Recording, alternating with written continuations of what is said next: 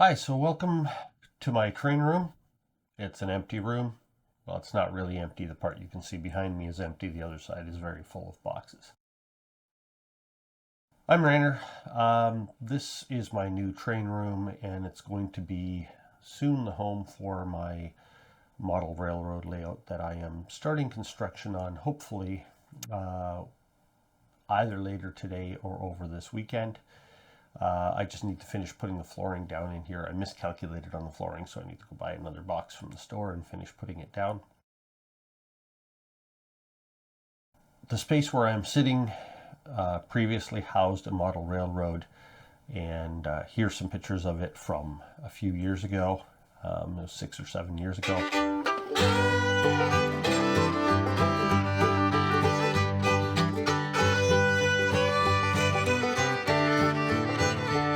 This is not my first model railroad.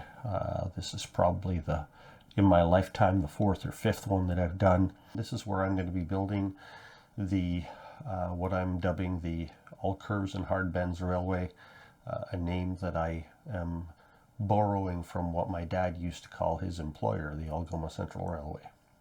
Get into more of that later, maybe in a later video. But this room, the space where I'm sitting was actually before a part of the next room behind me, but I moved a wall. This room originally, a few years ago, had a bit of a spaghetti bowl of a model railroad layout running around the walls. It was about a 7 by 8 foot space. At the time, I just set it up because that's all the space I had. It wasn't a good track plan or anything, but it was a place to run my trains. But then a couple of years ago, I had to tear it down because I wasn't really using it. It wasn't really working the way I wanted to. Plus, I needed the space for storage. So, fast forward to today. This room where the camera is sitting was my daughter's bedroom in the basement that I built a number of years ago, but she has since moved on and moved out, lives in another city, and so now I have the space available. So what I did was I blew out a wall between here and this space.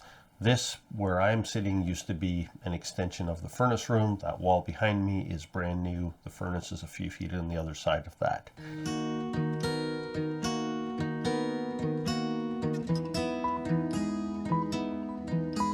So now I have a roughly 8 foot this way by 17-foot room this way. That wall is at a little bit of an angle. It doesn't show it in my drawings that I'm going to show you because I had to angle it. I was hoping to put it 90 degrees across the room, but there is a furnace vent up in that corner that I had to clear, but there was also a sump pump hole in the floor that I had to clear, and the only way to maximize the space in the room without losing a couple of feet of space was to angle the wall. So I did that. My plans for the room are to build a double-decker layout, and there's going to be a helix in this corner to go between the two levels.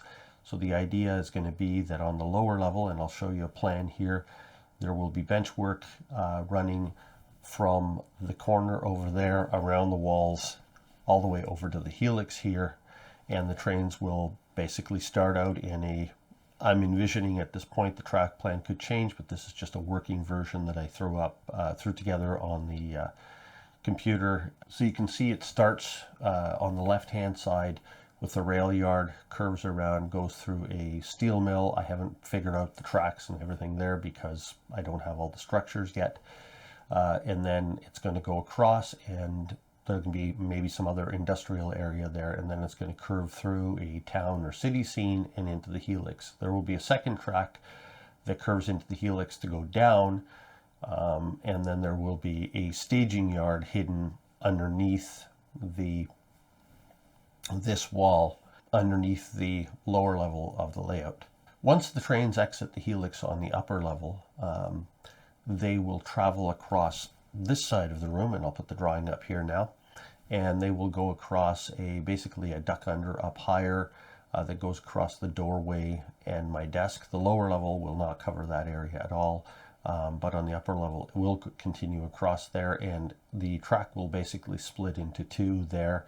There will be one track that continues at the same level, it's essentially no grade all the way around the upper deck, and then loops back around. So that provides me with a location for some continuous running of the trains when I don't want to do just point to point. And then the other one will continue at a grade around the room, other than along this up side wall or across the top, as you can see it in the drawing. When it goes up there, there will be a section where there is basically no grade. It makes it easy for switching and parking cars and stuff so they don't go rolling down a hill. And then it will circle around the room, and by then it should have attained enough elevation that I can put a combination turnaround loop and a couple of other things on top of the helix, above the helix, and then it will continue again above my desk, and there will be some visible staging, but that's fairly high up in the room. The idea is that the elevation change between the two decks will be about 16 inches, so that what will happen is the top of the lower deck will be at about 44 inches, and then the top of the upper deck will be at about 60 inches, so 5 feet off the ground, off the floor. And then with a little bit of the bench work underneath, we're still dealing with, a few inches under 5 feet will be kind of the duck underneath the doorway. And then it will be a few inches above that upper deck that I will put the kind of open exposed staging. It'll be above where my desk is and my work area. So that's the rough plan of what I'm trying to do. On that upper level, when it continues around, I'm planning on putting a paper mill up there and maybe a lumber mill, a little bit of industry on one end, and the other end will be more of the nature kind of scenery, natural scenery with a lake and, maybe a bush plane sitting in a lake and things like that. Because what I'm doing is I am very roughly patterning my railroad, or being inspired by the Algoma Central Railway. My dad worked for that railroad for 39 years, from when he was 17 until he turned 50, before he turned 56. So it was almost 39 years that he worked for that for Algoma Central Railway until the Wisconsin Central takeover.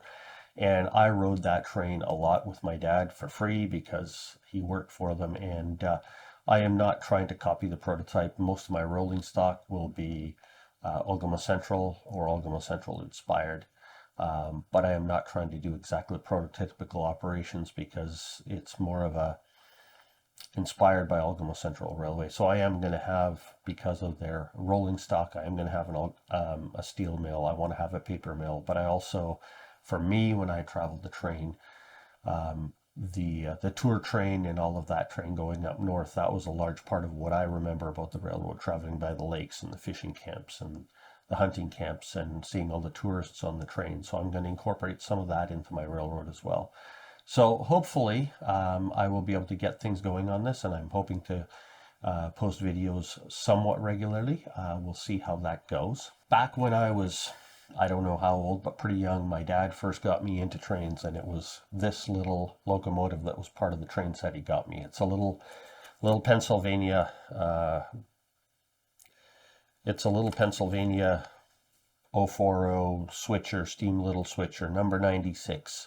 It still works. I had to put new brushes in it because the brushes were so worn out a few years ago when I pulled it out. They were sticking, and it would only go in reverse and trying to go forward. The brushes were literally wedging themselves around the motor. The only other damage to it really is this chip out of the roof. Must have fallen sometime when I was a kid, but I don't remember. But it still works, and it still kind of scurries along the track. Most of my power will be things like this. This one's a Cato SD40-2, decorated in Algoma Central. So hopefully I'll be able to get some more videos up. This was just kind of an introduction to what I've been doing. And I do have a couple of old videos from 7 years ago or something like that on here, and that is from my previous layout that was in this space. It's just a couple of little grainy videos that I took back then with my phone, and there's no sound on them. They're just a couple of shots of some SD40s, or I think they were SD40s, pulling the train around my old layout. So we'll see how it goes anyway, and if you want to see more, click the subscribe button and we'll see how this all goes.